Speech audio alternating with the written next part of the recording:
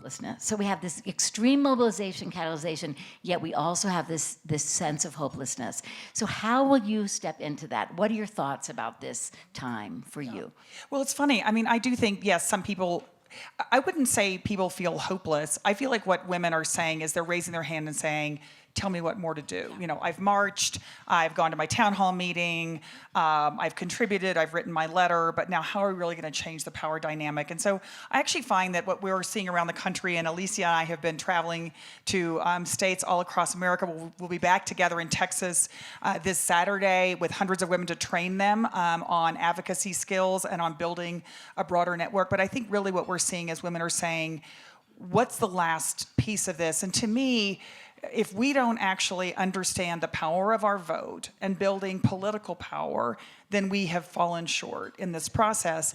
But the other thing is, and again, Alicia, you'll have your own perspective on this, is that I think a lot of women feel like, actually this older woman in Cedar Rapids, Iowa, said this to me one day as we were kind of doing a little mini focus group, and she said, look, I know what I'm going to do this election. She said, I've done it every year. I'm going to run the phone banks. I'm going to recruit all the block walkers.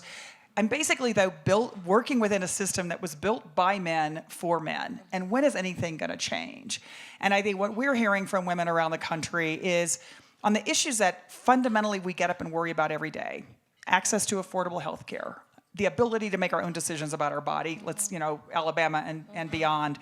The fact that 2/3 of minimum wage workers in this country are women, and they haven't had a raise in 10 years.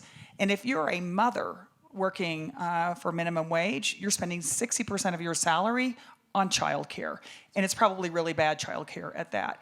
And so I think really the other conceit of supermajority is, how do we actually galvanize women, not just to do our part, because we're doing more than our part, but actually do it around a set of a women's agenda. What would equality for women in this country really look like? None of us know. We've never lived in that country. But I think increasingly what women are saying is, we kind of want to do, not just kind of, we want to do more than resist.